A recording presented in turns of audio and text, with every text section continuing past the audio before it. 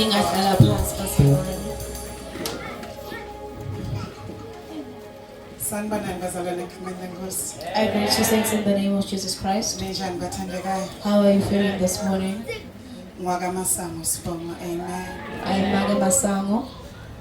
Nami nje Nkosi yami Jesu wangendela umusa Sunday school. Amen. Jesus did grace upon my life when I was still in Sunday school. Ngiyamthanda Sunday school. Sanibonani Sunday school. I love Sunday school so much. Greetings to our Sunday school. Ungathi prophet makakhuluma akeva kanti bayeva. It's like when the man of God is preaching, they don't hear a thing, but they actually do hear something. Hallelujah. Ninjani Sunday school. Hallelujah. Bathandekayo. Muhle Jesu. Brethren, the Lord is wonderful. Amen. You look so lively. If it were up to me, no. I was going to shake hands with each and every one of you and greet each and every one of you. But I am standing in front of you. Can I please trust you that you will help me while I minister? First thing, did you come with the person that you are sitting next to?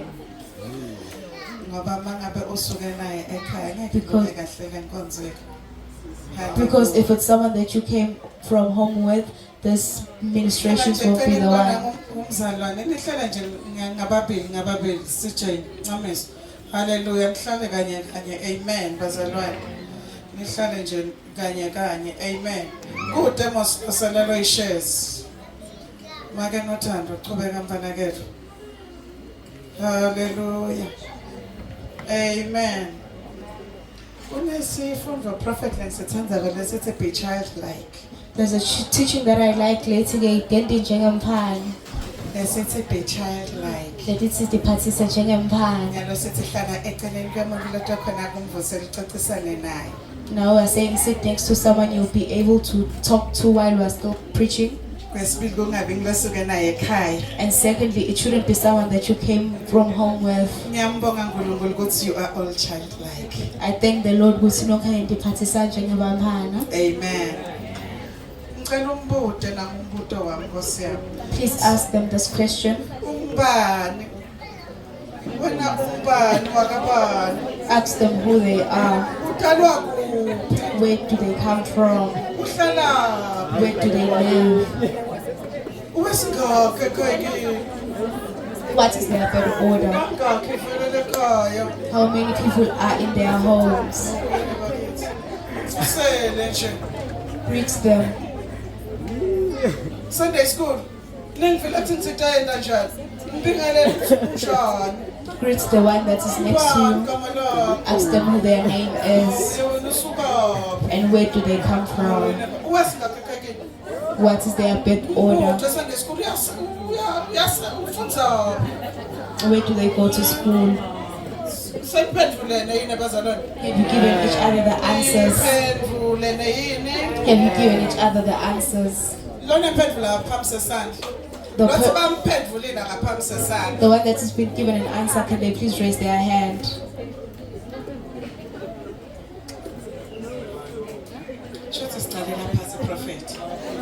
Based on the hands raised, it means we'll start afresh this assignment. Now we are supplementing. Greet the one that is next to you. Ask them who their name is.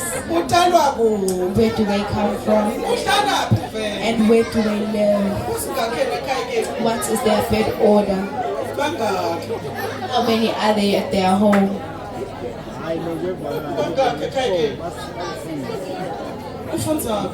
Where do you go to school?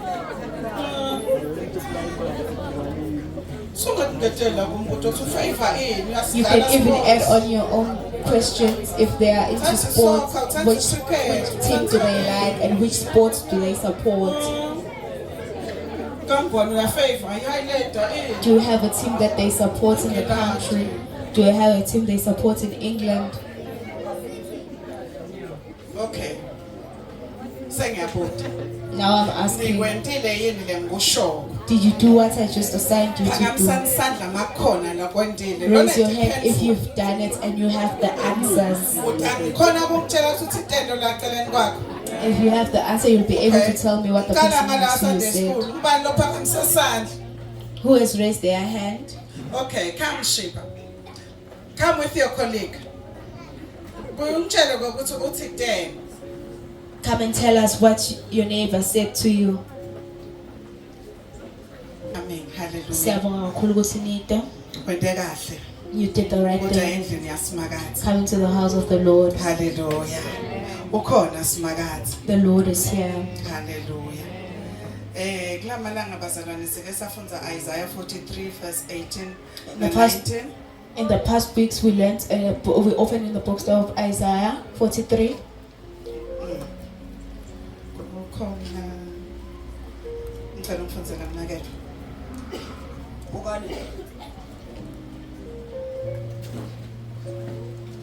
Ukani la ngena involensha manje seyavubhuka aniyiboni ngenda indlela ehlanu nemifula evele ngikagatsekile Verse 19. izinayini Hallelujah. Uthi uNkulunkulu is doing a new thing. Amen. The Lord wenda impolentsha. Ngiyambonga uNkulunkulu bazalwane ukuthi I wena thank the- involensha kulamalanga ethu. Amen. I thank the Lord that He is doing a new thing these days in our lives. Ubheke kahle umfundisi bazalwane ukuthi kulenyanga The Lord had, the man of God has spoken and said this month, usendela involensha. God is doing a new thing for us. Hallelujah. Mangabe kuwekusengakendeke If it hasn't happened to you, yathi ukuthi kutowendeka. just know that it will happen. Ngoba uNkulunkulu makathi akube khona kukhanya kwenta kanjani? Because when the Lord says, let there be Mase light, kakhulumile simakade kwente kanjani? once the Lord has spoken, what happens? Ngiyambonga uNkulunkulu bazalwane ukuthi nami ungendele involensha. And thank the Lord that He has also done a new thing Futhi for me. usetawuqhubeka ngendele tintfo letinhle naletinsha. And He'll Hallelujah. still continue to do wonderful and new things in my Nelibandla life. lethu utaqhubeka sendele tintfo letinhle And He'll continue to naletinkulu. do big things and new things in our church as well. Hallelujah. Babelami. Hallelujah. Prophet uNkulunkulu usendele tintfo letinhle ebandleni lethu. The Lord has done wonderful things in our ministry, prophet. Uthi the prophet ngalenye ilanga tawusayinwa ima scholarship. He said that one day, the prophet once prophesied and said people are going to be signing their scholarships. Bekude lithemba bekumnyama. There was no hope, Kepha simakathi usendele. but the Lord did it for us. Bengiphethe abantwana labayi-3 ke mina ngimdala kakhulu. I had chosen 3 children. Hallelujah. Balakhaya. They are from here. Hallelujah. Ungasibona silibandla lelincane ukhona You can see us that we are a small church, but the Lord is actually here. Uyaphila lo Nkulunkulu. He is alive. Uqinisile Johane makathi ungisokuphila. Johann tells the truth when he says the Lord is our life. Hallelujah. Nikela kusimakade indlela takho. Surrender all your ways to Yena Him, uyakuthi phumelelisa. and He'll the one that will Laba make you labede succeed. emandla uyabendela. The ones that don't have power, He does it for them. Amen. Kepha mawusakhona kancane usazamazama. But if you Uyekela uze uqedze lokuzama. still continue to do it according to your own strength, He leaves you so that you can finish. Bese uyasendela. Amen. And then He does it. Ngiyambonga kakhulu uNkulunkulu bazalwane. I thank the Lord so much Ngebandla bambonge. with all my children. Abanye bekhona seveni. Some are not even here on earth with us, in the country with us. Abanye basemaveni. Some are in other countries. Hallelujah. Abanye bakhona institutions lahlukahlukene eveni. Others are in different institutions in the country. Wena ungababukela kancane. You can take it lightly. Their future is predetermined because they are in this house. Likusasa labo ke liqhakazile ngoba balakhaya. Hallelujah. Lokho ukuthi ukuphi ngiloko ukuthi simakathi uyayazi le future yakho. Amen. The fact where you are is because the Lord knows about your future. Hallelujah. Siyambonga uNkulunkulu bathandekayo usendela imvo letinhle. We thank the Lord so much for He does wonderful things for us. Hallelujah. Kulamalanga bazalwane inceke inkosi ke yakhulumisa ukuthi luyini lubito lomzalwane. Amen. In the first few days, the man of God was teaching about what is the true calling of saints. Why are you born again? Utelweleni ngewena kabusha. Hallelujah. Amen. Ngicela bazalwane sifunze moya ngicela kubona ngicela kuvusela sho. May I kindly greet you? Stand up, woman of God. Sicela usukume. Prophet, this woman of God uyakhuluma nje uyafakaza. Ufakaza ngelivi. Amen. This lady came and prophesied about the word. Ukhuluma nje live masengedvana athi mayelo ngcole khumbula. She said a word, and when I was alone, the Spirit of the Lord said I should remember. Hallelujah. That's the word we will talk about today. Amen. Nalo ke leli place kakhulu ngalo. Sisibe nayo khuluma. MC. When she was Wasamkela MC, ngalo. she welcomed us with that word. Hallelujah. You are blessed, man of God. Ubusisebile. Bazalwane sibitelwe kuba bantwana baNkulunkulu. Amen. Brethren, we've been called to be the children of God. Kulamalanga bathandekayo bengifunza incwadi yabaseKorinte. Hallelujah. This past few days I was reading from the book of Corinthians. Ngitawucela sifunze nje bazalwane sitawuqala la kuqaleni We'll start from the beginning. ku verse 1. 1 Corinthians chapter 13. Hayi man bazalwane mayisabanukela nabazalwane nabo. Nabazalwane lesikavami kubanabo. Hallelujah. All the brethren that we don't usually worship with, please clap hands for them. Hallelujah. Unalabasha. Yes, you Hallelujah. brethren. Amen. Nabo make bethu lesibathanza kona mhlawumbe And all others which we love dearly, the Lord said they must come and worship with us. Siyamthanda bazalwane. We love you so much, Yeah, brethren. welcome. Hallelujah. Siyanibukela. Amen. Ngitawucela bazalwane sifunze 1 Corinthians, we'll read chapter 1. The Spirit to verse 4. Amen. 1 Corinthians chapter 13. We will start from verse 1 to verse 4. Amen. Basekorinte bekuqala chapter 13 from verse 1 to verse 4. Noma ngikhuluma ngetilimi tebantfu tetingilozi kepha nangite lutsandvo latikhulumela nje ngifanana nelithusi lelikhencetako noma insimbi lencecetako noma ngiyaprofetha ngathi timfihlakalo tonke nelwati lonke noma nginakukholwa lokukhulu kungangekuthi ngingasusa tindzaba kepha nangite lutsandvo angisiyondvo yalutho noma ngiyephana ngako konke lekinako ngodle timphunga noma futhi nginganikela ngisho nengemtimba ukuthi ushiswe kodwa nangite lutsandvo akungisithi ngalutho lutsandvo luyabeketela lutsandvo lumnene lude umona lutsandvo alutikabatisi futhi alutikukumeti. Hallelujah. Umuhle babe wethu nongcwele ngedikhathi tonke. Uyakhathimula sunene naleli. Siyabonga babe wethu nongcwele. Thatha indzawo namhlanje. Ngegama likaJesu. Amen. Bazalwane, Apostle Paul amakabhalela libandla laseKorinte. Brethren, when Apostle Paul was writing to the people of the Corinthians, Libandla lebelikahle bathandekayo linato tonke tipo tamoya. this was a church that held all the gifts of the spiritual world. Kepha ke kukhona la kuhlolako umpostoli Paul akibo. But there's something that the Apostle Paul was testing in them. Usikukhona konke kepha bede luthando. Amen. He said that they have everything but they don't have love.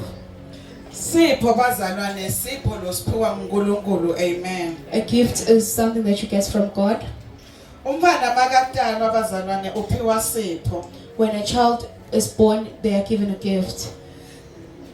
Umuntu lomunye uyakwata mawungakasho uthi happy birthday. Another person becomes angry when you don't wish them well on their birthday Ngoba langa lakhe lekutalwa. because that is the day which they were born. Kusipho naloko ukuthi happy birthday. It's a gift telling them that they must have a wonderful day. Umfana makatala uphiwa sipho. When a child is born, they are given a gift. Ingako na Jesu makatala kwetha batati tatompa ini. That's why when Jesus was born, the wise men came to give him gifts. Lokusho ukuthi sipho siyaba khona kumntwana. Means that a child bears a gift. Akusho ke ukuthi umfana ngoba sone sipho semdzala. It doesn't mean that now that the child has a gift, it means they are old. Umfana uyaba naso sipho ngoba nje umntwana wakhe somphile lesipho. A child has a gift because their parents has given them a gift. Nalabazalwane baseKorinte ke bayathandekayo bebanetipho ngoba uNkulunkulu bekabaphile letipho. Even the Corinthians had a gift because God had given them a gift. Sipho bazalwane sihle. A gift is something beautiful. Siyathandzeka. It's lovable. Hallelujah. Kepha ke sipho umfana makasebenzisa singaba ingoti kuye. But a gift can also be dangerous once the child starts using it. Kepha umuntu lomdzala bazalwane sipho uyakhona kusebenzisa ngendlela. But an older person can use that gift wisely. Hallelujah. Ngitawubekisa nje Holy Spirit. Ngitawubekisa ngefurniture. I'll make an example using furniture. Litafula bazalwane lakhiwa ngesihlahla. A table is made out of wood. Lesihlahla sidulile futhi siyasebenzwa kuqala kungikhani kutawuba litafula. That timber that is used to make that tree is very expensive and they need to treat it first before it can be turned into a table. Ngeke ujabule mangikupha lesihlahla. You won't be happy once I give you the timber. Isijube nje kahle sibe iblock lengaka. Or the more I cut it and make it a small block Ngeke ngisigicitele baleni and then roll it to your house sisipho sakho. and say that it is your gift. Sithi ngakusetshenzwa. It needs to be worked on first. Hallelujah. Sithi ngakusetshenzwa siqoqodwe kahle. It needs to be worked on first properly Sitokhona ukuthi sisebende kahle lokho uNkulunkulu afuna sibe ngeke. so that it can be used for its purpose that God wants it to be. Hallelujah. Amen. Uthi ke Paula labazalwane bayasebenta kona banetipho kodwa bashoda ngani? Apostle Paul is saying this: the brethren are working and they have the gifts, but something is still missing. Bashoda ngelithando. Love is missing. Hallelujah. Encwadzini ya John chapter 13 isifundzele mnakethu verse 34 to 35. In the book of John 13 verse 34 to 35. Hallelujah. Nginika umnyalo lomusha ukuthi njengoba nami nginithandzile nani thandzanani. Nani thandzana bonke abantu bayawunati ukuthi ngibafunzi bami. Hallelujah. Usiniketa umyalo lomusha ukuthi sithandzane. He is giving us a new command that we must love each other. Lokusho ukuthi masenda lesipho kumele usende ngethi uyamthanza lomzalwane. Because that means that if you are doing this gift properly, or if you're carrying out this gift properly, you must carry it out of love. Ukwenda ngoba uyamthanza uNkulunkulu. You are doing it because you love the Lord. Hallelujah. Lolu thando sisekelo lesicoka lasibekako ukuthi uma sibantwana bakaNkulunkulu kumcoka ukuthi sibe nalo. The love is the foundation that the Lord is putting before us, that if we are the children of God, we need to have it. Lothando bazalwane isiphambano nje siphelele. Love is a cross on its own. Hallelujah. Lothando lu vertical uthanza simakathe. You love the Lord. Semkhathini wakho nasimakathi. That's between you and the Lord. Emkhathini wakho nebanthu. And that's also a part when it's between you and other people. Hallelujah. By so doing, people shall know that you are my children. Hallelujah. Ngokwenza njalo ke bawathi ukuthi nini bamfana bami. John 15 verse 12. John 15 verse 12.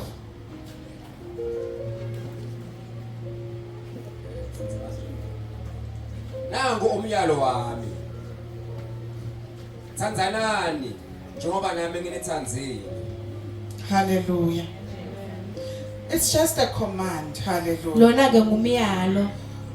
A command. Uma ulisoja ebazalwane. If you're a soldier, Uphila nge-order. or you live by an order. Ma uphila nge-order makuthiwa nyalo siyaphuma la. If you live by order, once they command you that now we are leaving this area, you don't ask questions. Uthatha i-order uvele uphume uhambe uyelela kushiwo khona. You take the order as is and carry it out. Ithi ke le commandment lena lesiniketwa yona. Umyalo ke that they are giving us. Love one another as I have loved you. Sithandsanani njengoba nami nginithanda. Lokusho ukuthi Jesu standard That means Jesus is the standard selithanda. of love. Yini lolithanda ebazalwane? What is this love? Yini uNkulunkulu la lokukhanza kushoda ebandleni laseKorinte libandla lela powerful kangaka Paul makashumayela. What did God find that was missing in the Corinthians while Apostle Paul was preaching? Bayasebenta labazalwane kepha uthi bede lithando. They are serving and working, but the Lord is saying they don't have love. Yini luthando? What is love? Hallelujah. Ngiloyo nje umbuto lenawo yini loluthando? That's the question that I have for you. What is love? Hallelujah. 1 Corinthians we're in chapter 13 sitawuqala ku verse 4. Sitawugcina ku verse 8 usifundzele kahle Nkosi. Slow. Verse 4. Luthando luyabeketela. Luthando lomnene. Lude umoya. Luthando alutingabatisi. Futhi alitiphumeli. Hallelujah. Siyambonga uNkulunkulu ukuthi uthethe live lakhe lesibuko. We thank the Lord because He said His word is the mirror. Hallelujah. Sidibuka ngalo ukuthi ngabe sinalo yini elithando namhla emini. That's what we use to look at ourselves if we have love to today. Ngabe ungumzalwane uyabeketela yini? If are you a patient person as a brethren? Simakathe angakwethemba yini? Can the Lord trust you? Ngabe ungumzalwane umnene yini? That are you kind as a brethren? Uyabeketelela yini? Uya-approacheka yini? Are you patient and can people approach you about certain things? Noma wena umuntu longasemnene unjani manje? Because a person that is not kind, what kind of person is that? Ulidlambele. Ulihlobo loni lwemzalwane wena? What kind of a brethren are you? Ungumzalwane lobeketelako yini? Are you a patient brethren? Ungumzalwane lo accessible yini? Are you someone that they are able to access? Hallelujah. Noma ungumzalwane lo ticabhako. Or you are someone that is proud?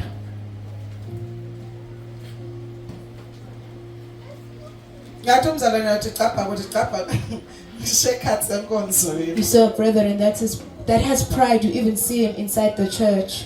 Aticapha lengisho uNkulunkulu lo lophethe remote empilo yakhe. They even have pride in front of the Lord, who has the promoter of their life, Lo ngayicima nje icime nje khona nyana. who can switch it off in that moment. But aticapha. But they become prideful Abuke nje sekutawujive abo CJ yasikwendi lokuthi. and say other people are going to dance. Me, I'm not going to. Batawutishaya nje tazangikwendi. They are going to clap hands, but I am not going to clap them. Batawukhulumisana mina ngikhulumisa umuntu. They'll go and talk with each other. Me, I'm not talking to anyone. Abantu phela mina sonke. I'm not here to speak to people. Sengizobingelela umuntu ngibingelela esifene njani? Now I must greet people. What for? Uyaticapha. The person is prideful. Umona, A jealousy or envy. umona Jealousy. awufuni kubona lo umuntu vanendvole enhle. You don't want to see another person having something beautiful. Konke nje ngasiloko hle kungaba kwakho. Everything beautiful, you feel like it should be yours. Unemona. You are envious. You are jealous. Unemona.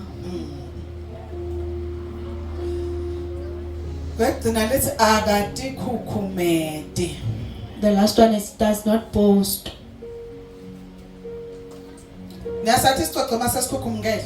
Do you know a frog once it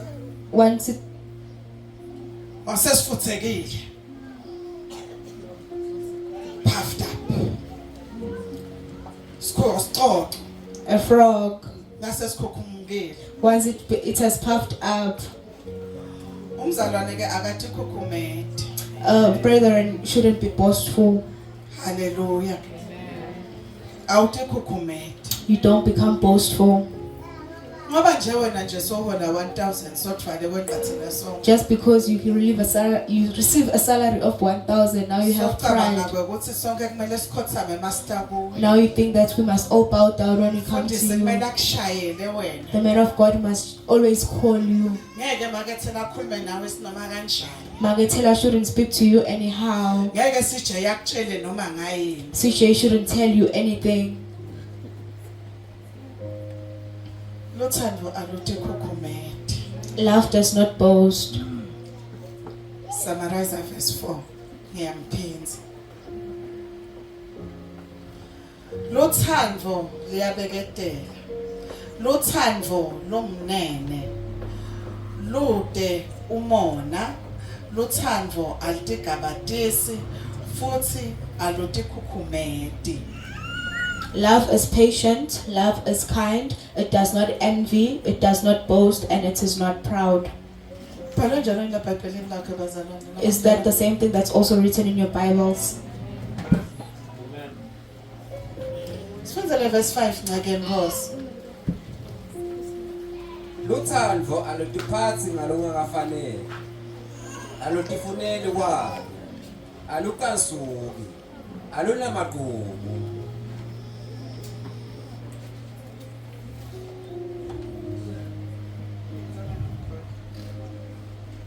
Luthando alutiphatsi ngalongakafanele. Alutifuneli kwalo. Alukasuki. Alunamagugu.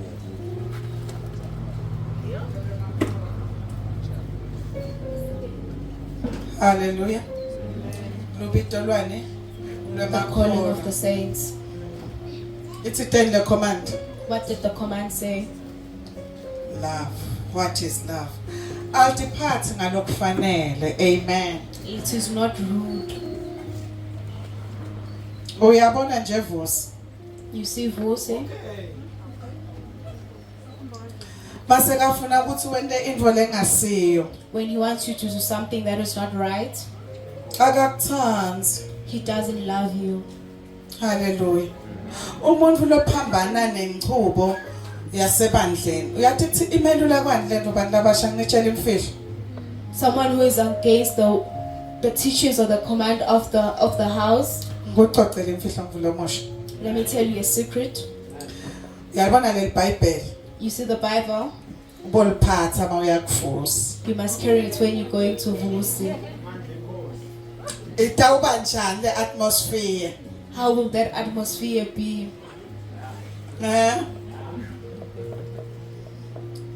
Cha uliphethe nje. You are just carrying it. Utawubona ukuthi lokungakafanele ngeke yini kwendeke. So you can see if you do what you are not Mangabe ke supposed to do. sokwenda lokungakafanele ngisho likhona awucha. The moment you do what you are not supposed to do while you are carrying it now, that's another different story. Mawungadi kokuthi lokungakafanele ukwende mawumuntu lomosha ukuthi yini. If you don't know what you are not supposed to do as a child of God, Lento uyayicabanga. you first think about it. Awucabanga umntalo wakho. Please think about your parents. Kuthi ke put out nje prophet. Think about how they'll think about you, what they'll say about you. Ngeva nqameso. Abasisi. Hallelujah. Alutiphathi ngalokufanele.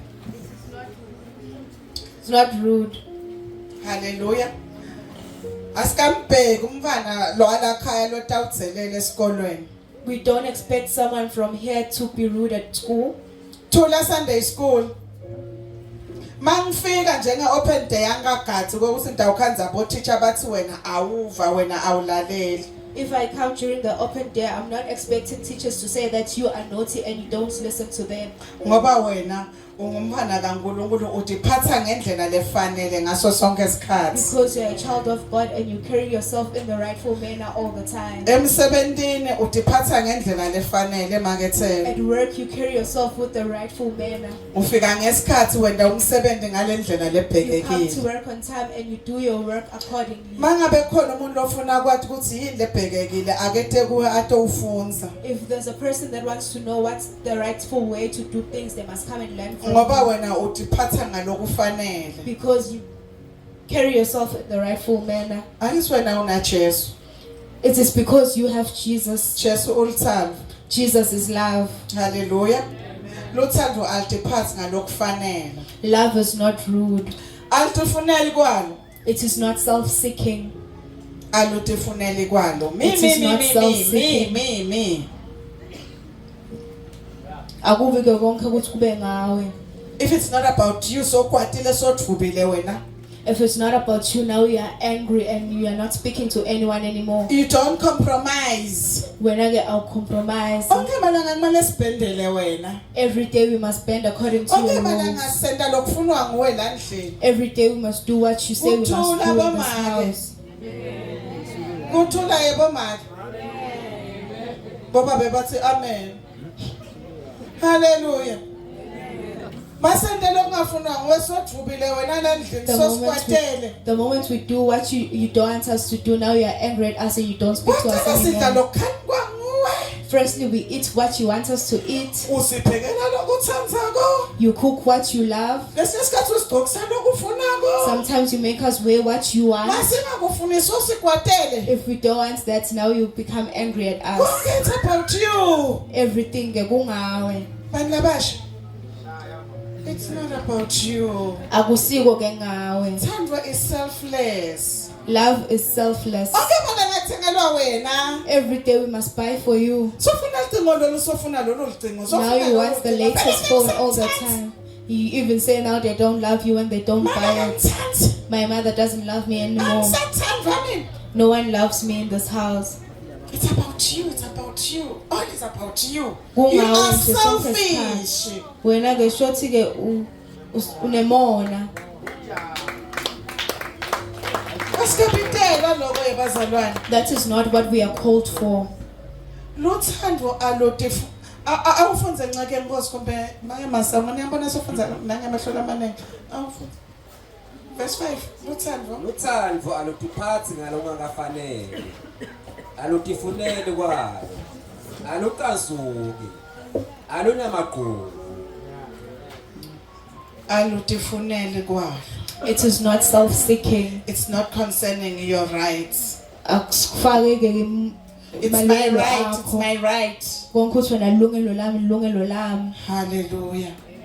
Asesicabangele lo munye umuntu nje masuka la. Let's think about another person when we live here. Asewuhlanyela lokulofuna kwendiwe la kuwe. Can you go and plant what you want to be seen being done to you? Uyafuna thengela chocolate wena ukuyithenga nini? You want someone to buy you chocolate, but when do you ever buy it? Uyafuna kuhlonishwa wena uke wangihlonipha yini? You want someone to respect you, but have you ever respected that Little person? Bible, so long as we live, they shall be planting and reaping season. Bible ithi sisaphila ke taba khona isikhathi sekuhlanyela futhi kutaba khona isikhathi sekuvuna. Uhlanyele ini? What have you planted? Hallelujah. Asembe sohlanyela lokuhle bazalwane. Let's go and plant beautiful things, brethren.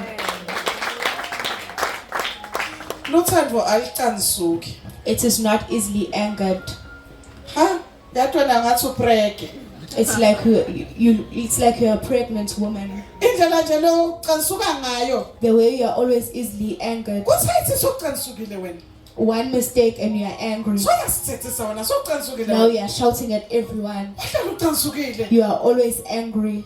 Unani? What is it with you? Kushodani? What is missing? Hallelujah. Alucansuki. It is not easily angered. There are certain people that you need to be patient with. Magatella once said, stop shouting at the kids in the morning. They are very young. Just be patient with them and ask them to wake up nicely. ugijimisa ukugcokise. You should follow them around the house while trying to put clothes on them. Hallelujah. Ungamcansukela kuba lo mfana akade. That's what she said. Don't be angry at the kid because that kid doesn't know anything. Akade. They don't know anything. Umfana can be anyone. A child can be anyone. Can be someone at work. Kungaba ngumuntu emsebentini. Uthatha nje kancane. And you take it lightly. Uvela kwekuthi yathi ukunyathelela And you feel like the person has stepped on you and it hits deep. Thenga nje ukuthi sibe nani? Nelithanda. We just need to have love. Ungacaniso. Don't be easily angered. Hallelujah. Futhi we shouldn't be resentful. Hallelujah. Ungabi ke bamphukela ba. Singabi nemagcubo. Don't be people that are resentful. Bazalwane. Brethren, Kuthi Ncamiso. just because Ngamiso, 2016 engikwendene mfana. what did I do to you in 2016? 2019 engikwendene mfana. What did I do for you in 2019? 2021 engikwendeke. What did I do to you in 2020? 2023 sinyathelene. What wrong did I do to you in 2020? Une diary wena uyambalela nje ngakona kanye sekuyabuya onke amafile. You have a diary of every wrong thing that I did to you. Phela wena Because you, 2016 in 2016, wangenda kanje you did me wrong like this. waphinza waxolisa. And then you were sorry. Kwathi kusenjalo ngisekubukile. While I was still checking if you are really sorry. 2018 nguwe loyo uyangiphinza. In 2018, you did it again. Mine You did that to me. wena kusenjalo futhi. While I was still, Ngisakubalela before COVID I'm uyeva. still counting what you did to me before COVID.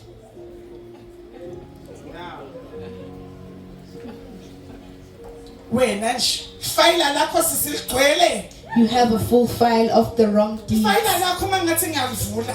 If I can open that file I have on you, File lakho ligcwele kakhulu shemsisi. your file is too full. Ngathi angikhona ukubuka. I can't even look at you right now. Ngena lo songone ngayo. The way you've did me dirty, Lo thando alinamagcubo. it keeps records of no wrong.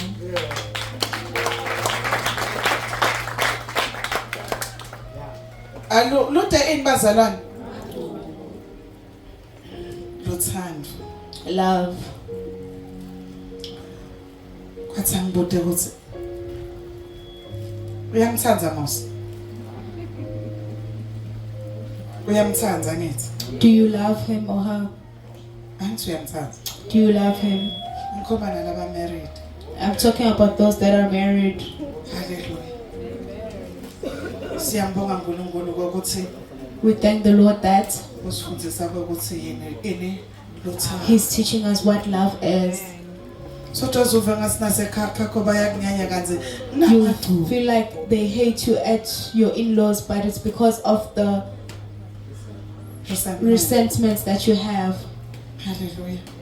Bayabuka nje lendlela lophatha ngayo lo mfana wabo. Yinalo makoti. They look at the way you carry their son and they feel like it's not the right way. Hallelujah. Uzela verse 6 ncake ngo. Anokujabuleli lokubi. Kodwa lujabulela iqiniso. Ngathi angashayiswa imoto yena loyo. I feel like they should be hit by a car. Ungathi nje ngiyenteka nje info lembi nje kuye. I wish like something bad could happen to them. Ngathi bangeba nasiqhoko sakhe lasiqhokile. I wish they could steal that hat he's wearing. Ungathi nje ungathi amaqiqa akhe angalahleka namaqiqa I akhe. wish her earrings could get lost. Wena umfisela lokunjani lomuntu? What are you wishing upon the other person? Lokubi. You're always wishing bad deeds.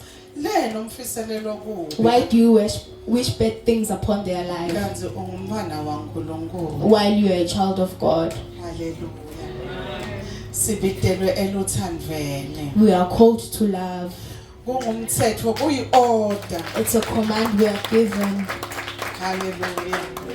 Asigcinela verse 7 baba. Luthando lubeketelela tonke thina. lukholwa tonke tintfo, lwetsemba tintfo tonke, lukhutsatelela tintfo tonke. Hallelujah. Luthando bazalwane is supportive. Isithando ke liyakusekela. Hallelujah. Umuntu uma umbona ukuthi kunesipho sakhe uyamsekela ebandleni. When you see another person carrying out their gift, you support them in the house of the Lord. Luthando lwasimakathe luyambeketelela nomnye umzalwane aze akhule kulolu hlangothi. The love of God protects the other person until they grow into what they were called for. Ungabe sesoyamthuba.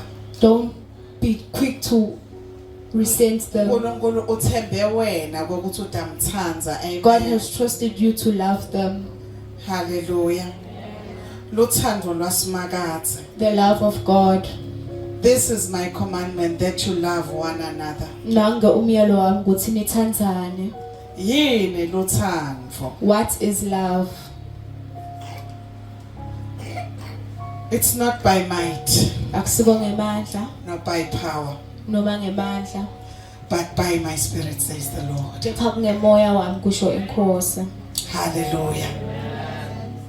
Bantu bayanyathelana la ngaphandle. People step on each other. Bantu bayalimatana la ngaphandle. People hurt each other.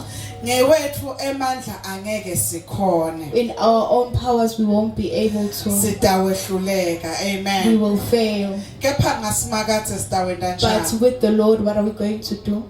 Sitawukhona. Amen. We'll be able to persevere. Hallelujah. Sifundzele le verse lesicale ngalo baba, John 13 verse 34 to 35.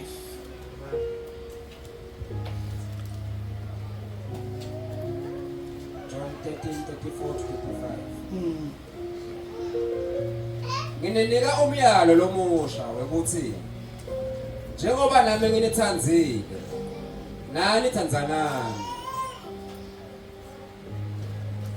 Nanithandzanawo bonke bantfu bayonati ukuthi nibafundzi bami. Yeah. Nane Tanzania.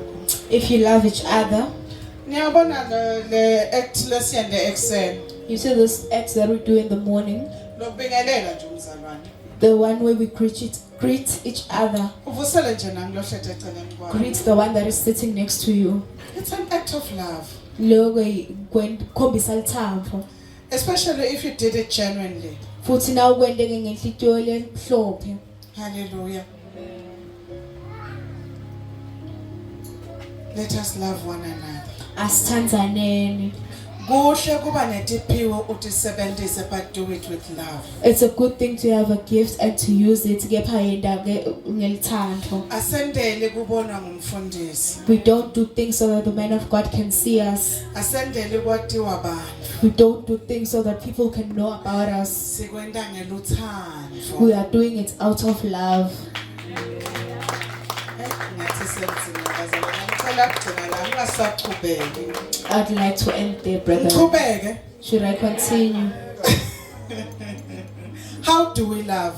Sithandzana kanjani? Romans 12 verse 10 to the end. Ngoba it's not by might. Yabazalwane ngeke sikhona. Ngoba akusingemandla ethu ngoba if it's about that we won't be able to succeed. Ukhona umthombo. There is a source, Umthombo welithando. the source of love. Afike alithando kuhlanganwe ekhaya kube mnandi. He comes at love and we become one in the house and everything Ujabule becomes bantwana, wonderful. kujabule wonke lohlala ekhaya. And everyone at this house becomes happy Ngenxa yelithando. because of the love. But ivele lithando lwamali. They feel the love from their mother, Lithando lwababe. the love from their father, Luthando ekhaya. the love from the home, Ekhathe sonveni. in church, Hallelujah. Luthando. love. Hallelujah. Sifundzele inceke yenkosi. Verse 10 babe. Thandzanani ngelutsandvo lobuzalwane. Mani ke babe. Thandzanani ngelutsandvo lwebuzalwane. Lunjani uthando lwebuzalwane? How is that brotherly love? Thandzanani ngelutsandvo lwebuzalwane. Lomnye uthi ke lutsandvo lwemndeni. Someone explained it as being love from comes from the family. Ufananisa nethando lwasemndenini. Someone is saying it's like love that you get from your family. Ekhaya lesiswati kuba nendlu yakagogo. In the traditional homestead, we have the house. Niyayathi indlu yakagogo? We have the head house. Iba indingi lezi so. It's a roundabout. Nake nangena nahlala khona. Have you ever entered that house and sat there? Mawungena endlini kagogo bazalwane. If you enter inside that roundabout, kuhlalwa ngeorder of birth. you sit in your birth order. Hlala ngebirthright. Ngihlala ngokuthi ngibani ngelomdzala. Makwakho wesingakhi. Your mother is which birth order is your mother following? If your mother is the first and then your second mother, and it goes so on and so forth. Hallelujah. Ungwesingakhi lakhaya sisilomdzala. What is your order in this house? Sisilomncane. There's the older sister, the younger sister, and so on and so forth. So iya respect a family structure. The family structure is very respectful. Uma ungena endlini kagogo. You respect the family structure once you enter inside the roundabout. Ungathi uhlala kuphi. If you are the sister-in-law, you don't know where you need to sit.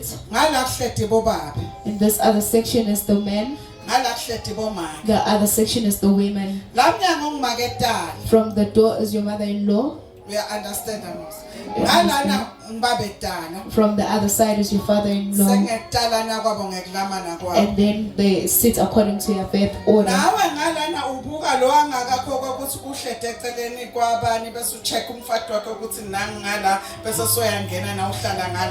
Even on your side, you check how your husband is sitting, and then you sit next to whoever your husband is following on the other side. I am teaching you since you are still going to get married. There's nothing wrong with Gungana in London. It's a conferencing hall. There's nothing wrong in entering in the roundabout. So that's where we sit and discuss things.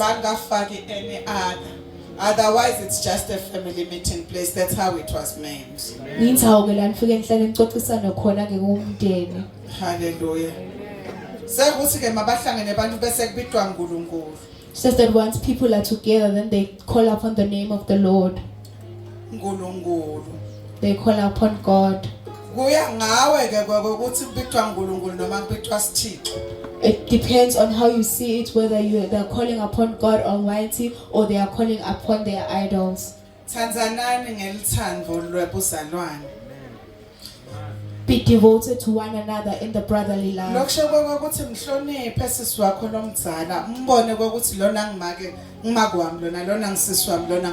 It means that now respect your older sister, respect your mother, respect your father.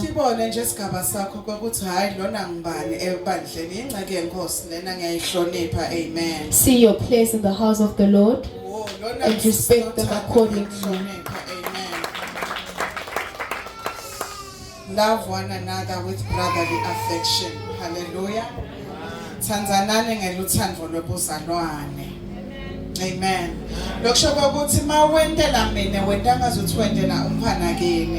Because if you do something for me, it will be like you're doing it for your sister or your brother. If you do something for another person, you do them according to how you'd like them to do it to you. If I don't have school shoes, buy the school shoes for me the same way you would if you were to buy for your sibling's child. That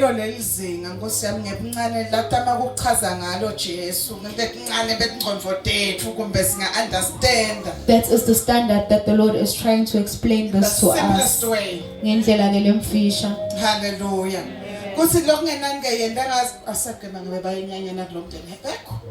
I don't know if they don't love each other in this family, what you're going to do. But a Family needs to be one, united and love each other. Kuyinkonzo yakho mfana kaNkulunkulu ukuthi uthandazele umndeni wakini ukuthi ubuhlangane ube munye. That is your cross to carry, that you should pray for your family so they can be united. Don't allow the devil to come in between you and your family while you are there and you are safe. Don't allow those miscommunications in the family that happens to happen.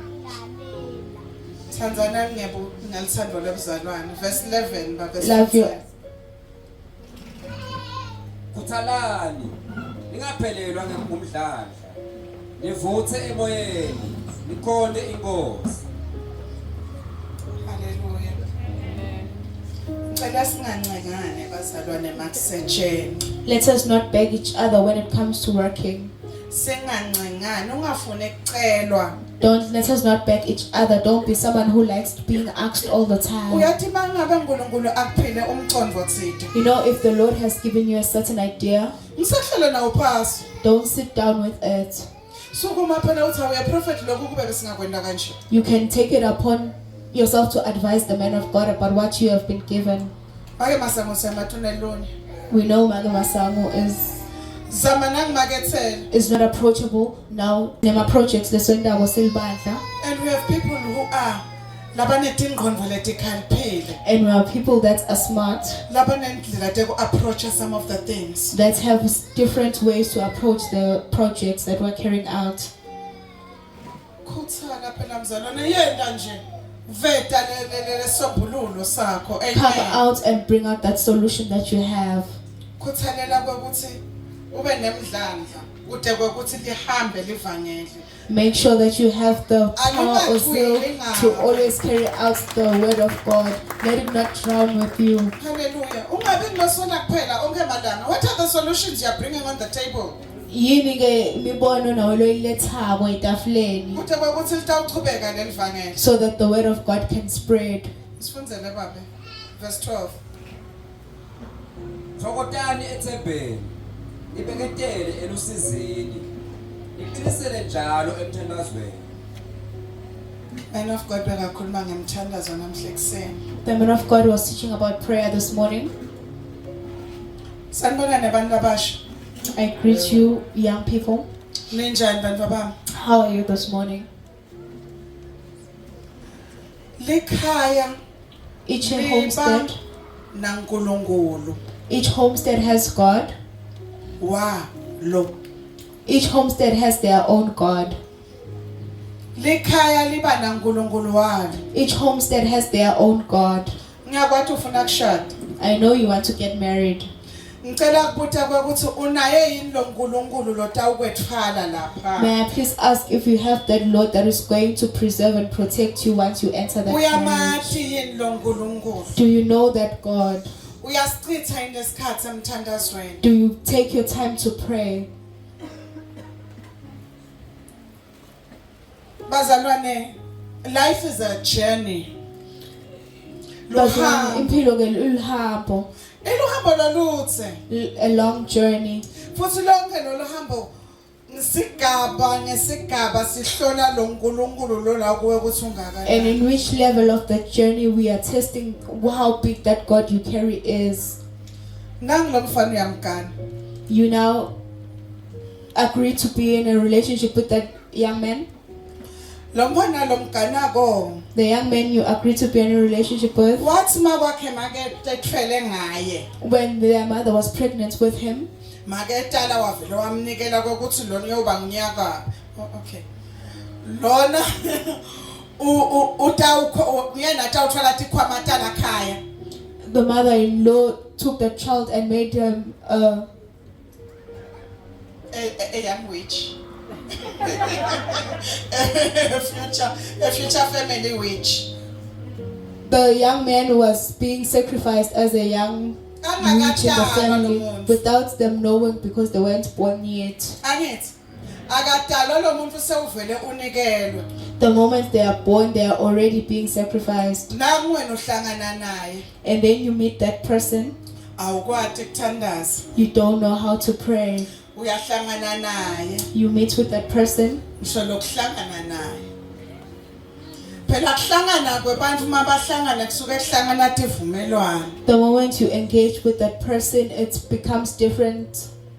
sawudzinga kuthandazelwa lapho prophet ngithandazele Now you need prayer and you're asking the man of God to pray for you. uhambe wayohlangana nemuntu lonetindvo takhe wena sewuhlangane naye awukasho prophet kuthi kunemuntu You went kwenzani to engage in deeds with that person and you didn't even tell the man of God before you went to engage in those deeds. Now that you have engaged in those deeds, sekulukhulu it is very difficult. bantwa bami My kids, impilo yenzi life is long. tisonze kutene emthandazweni Make sure you take yourself to prayer. sisanenhlanhla umfundisi ukhona We are still lucky that we have the man of God with us. make use of him Msebenziseni. lengqondo yami ithi utemporary ngiyatangathi lokhu ngikuthatha My mind is saying that he won't be here for long. I don't know where I take that from. lokhu ngikuthatha I'm not sure where I'm taking that from. ngize ngimkwatele nangalenye ilanga Sometimes I become angry at him kuthathe inkosi uyahamba masinyane ngiside ngifunze konke that he's going to leave us soon. Help me to learn everything I need to from him. make use of the opportunity Msebenziseni ngeleli thuba. bana basho Young people, mawungakakufunzi kuthandaza nyalo if ngeke you haven't ufunze learned somali how to pray right now, you won't be able to once you are old.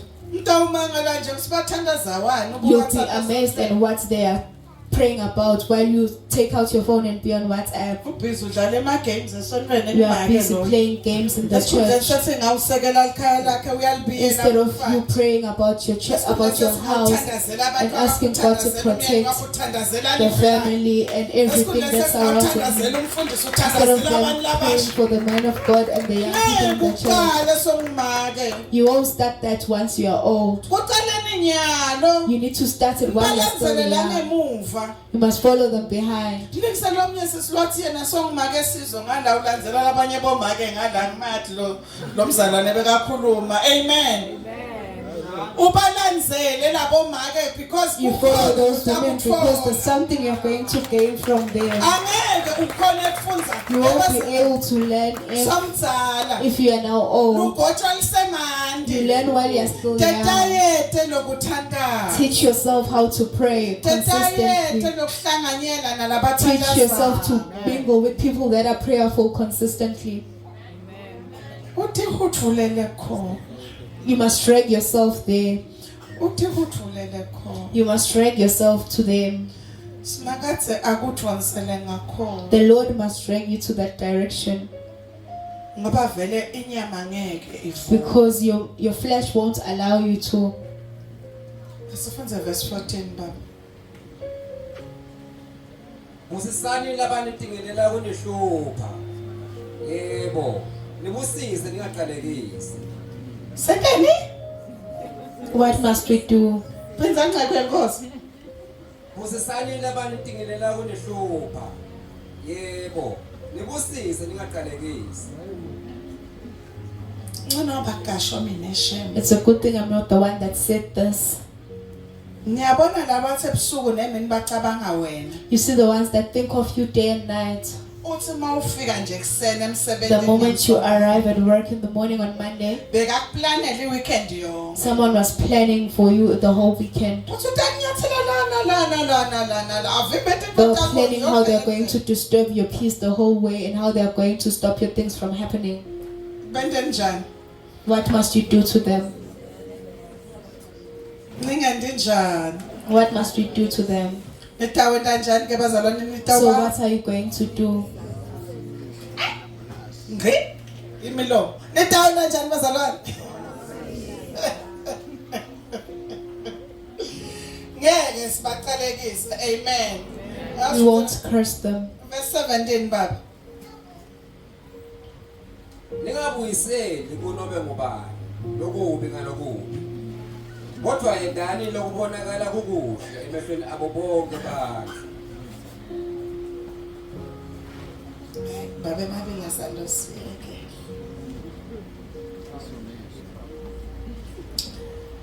Ningaboyiseli. Kunoma ngabe ngibani. Lokubi ngalokubi. Do not repay anyone evil for evil.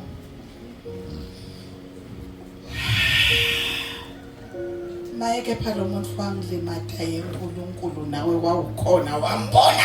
This person hurts me so much, God, and you are there and you saw it. And you stop neighing like a horse. Yathi yenkulunkulu Shem Jehovah. Nyalo nangilambi kwami lethuba ngathi nganami ngiyalisebenzisa ngiyaphindisa. Now here's this person in front of me. It's like I can take this opportunity and repay what that evil deed they did.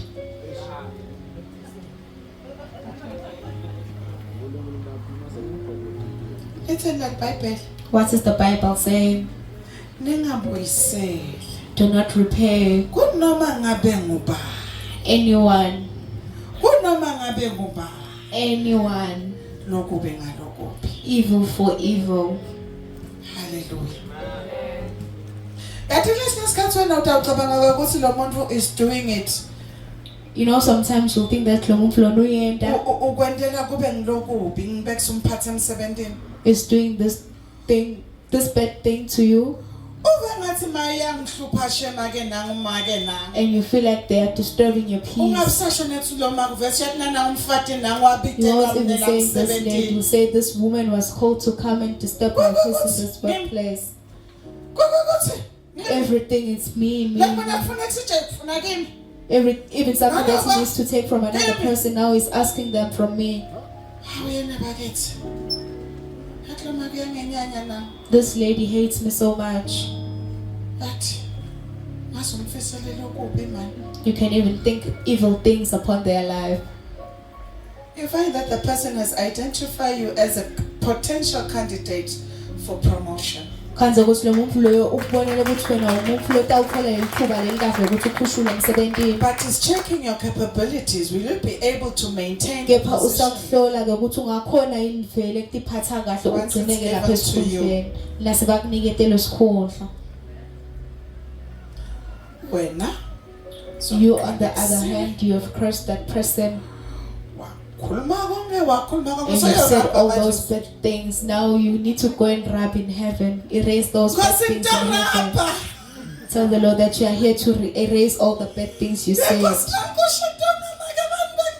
Everything you said about that woman, you are sorry and you are here to erase it.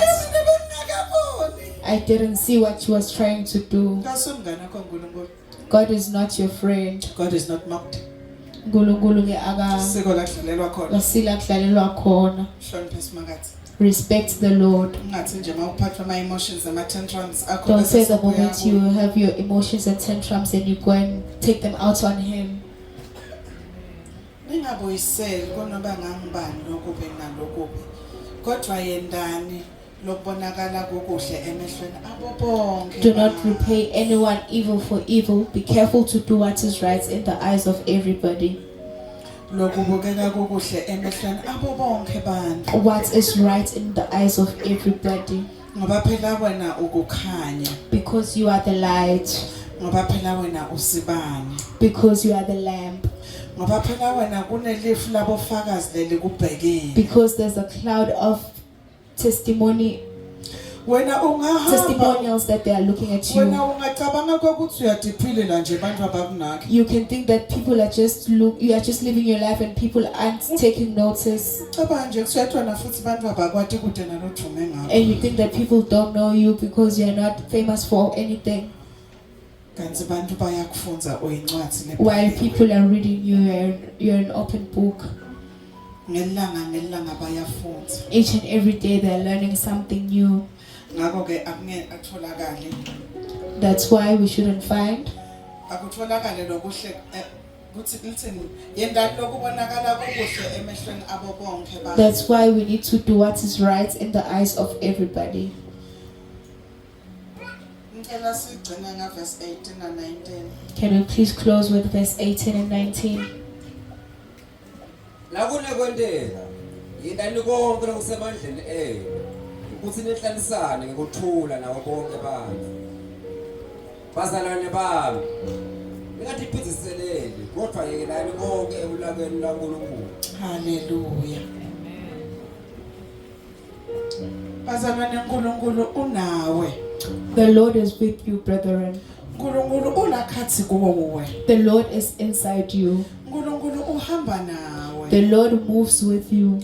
uNkulunkulu uyabona uyati la usedlana wena ukuthi udawu yakuphi. The Lord knows where you are going to while you still haven't went. Uyati ukuthi mawujika lelikona lela utawuhlangana nabani athini. He knows who will meet up the moment you turn into that corner. Uthi Isaiah ekhathatekeni kwakho nami ngangikhathatekile. He says in Isaiah, in your distress, I was also distressed. Musacabanga ukuthi uNkulunkulu akaboni Don't mabakunyathela. think that the Lord doesn't see the moment they step on you. Ungacabanga ukuthi uNkulunkulu akathinzeki Don't mabakuhluka. think that Lord is not touched when they do bad things to you. Phela wena umcoka. You are very special. Kubalwa ngishotino letenhloko yakho. They even know the number of your hairs.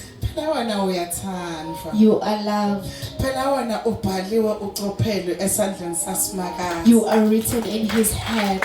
Phela wena ungumfana kaNkulunkulu. You are the child of God. Phela lothenza wena uthenza liso lasimakazi. Everyone that touches you touches the eye of God. Ucabangelani ke wena kwekuthi simakazi ngeke ayisukumele indzaba yakho. Why do you think that the Lord won't stand for your case? Mangabe wena ukwata kwekuthi nanga umfana wakho bamshaya noma bamhlukumbetile labanye abantu. If the moment you become angry, the moment your child was beaten up, Uvele uphume nensilane yakho you uthi even ngiyabaqondisa come out with your ngekhaya. shabok and say that you're going to teach them today in that homestead. Simakathe kanjalo naye ukukhathalela kangako. That is how the Lord cares about you as well. You are loved, children of God. Niyathandwa ngebankulunkulu. Ningadiphinziseleli. Don't take revenge. Siyavana. Lethani tonke tinkathato tenu kusimakathe. Bring all your burdens to the Lord. Thululelani konke ebuhlungu benu kuye. Pour out your heart to Him. Nikelani indlela yenu kuye yena kuthi ayiqondise. Surrender His ways to you. Surrender your ways to Him so He can straighten them. Yena utawukhona next akuphinzisele ngendlela yakhe ngesikhathi sakhe. He'll be able to take that revenge for you on His time and when it is right. Usithe kuphinzisela ngekwami. He said, taking revenge on my own accord. Uthi I am your avenger. Uthi tengimi ke lo muntu okuphinziselela. Hallelujah. Musa ke wena kuthi ukhonda ume esiphambanweni ubuka amanceba uhlubuka kepha kwenteka. Jesu wami ngo uhlubuka kuthi kepha. Benthi utawushaya litulu. Benthi kwenteka. No. We are of God, little children. Sonke ke sibamphana baNkulunkulu. Love, Thanda. nothando is a command. Love is a command. This is my commandment, Nange umyalo wami that you love one another. kuthi thandanani Khona abantu batanibona ukuthi nibafunze bami isibili. so that people can see that you are my disciples. Hallelujah. Sibitelwe kuphi ke sibazalwane? Where are we called as brethren? Uthini luhlelo lwasimakathe ngetimpilo tethu? What is God's plan on our lives? Lubito lwasimakathe ngetimpilo tethu ukuthi sente njani? What is His calling with our lives? Ukuthi sithandzane. It's for us to love each other. Ukuthi sithandzane. It's for us to love each other. Hallelujah. Sigcina lapho sifundisa bazalwane. I'll end by teaching their brethren.